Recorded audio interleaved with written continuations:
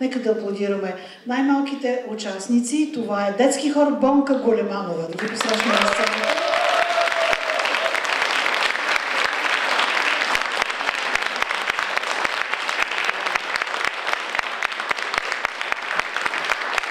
Детският хор Бонка Големанова е наследник на хоровото дело и песенните традиции в Ботевград. Част е от културния живот на града. В него пеят над 70 деца на възраст между 3 и 16 години, които са разделени в две групи. Хор на малките от 3 до 7 години и хор на големите от 8 до 16 години. В репертуара му са включени заглавия от съвременни български и чужди композитори, хитове от световната поп и рок музика, обработки на български фолклор. Съставът е с участие в редица фестивали в страната и чужбина, както Италия, Хърватска, Черна гора, Израел. Списъкът е дълъг. Част от наградите: Национален младежки конкурс Международно участие 15 полета Хисар, Международна музикална академия Нота по нота Пазарджик, конкурс Млади таланти в София, Международна фестивална програма за детско творчество Приятели на България, Национален хоров конкурс Музикални награди Казанлък, Международен хоров фестивал Черногорски извън Черна гора, Международен фестивал Лидо ди Езоло, Италия, Международен фестивал Българска душа на Святата земя, град Бат Ян, Израел. Детски хор Бонка Големанова при Народно читалище Христо Ботев 1884 година в Ботевград. Диригент Боряна Нешкова.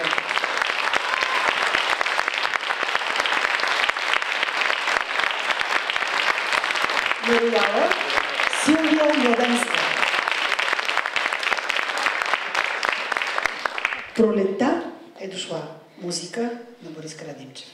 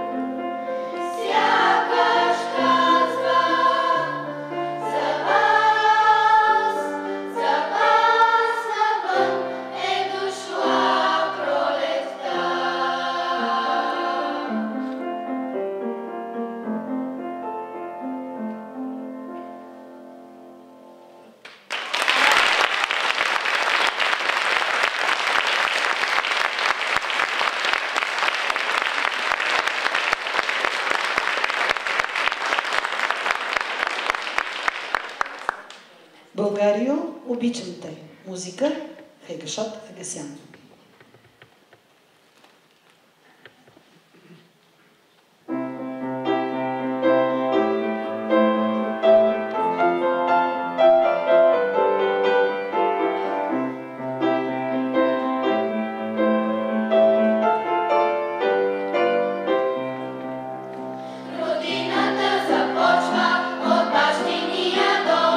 От ласката на майчините песни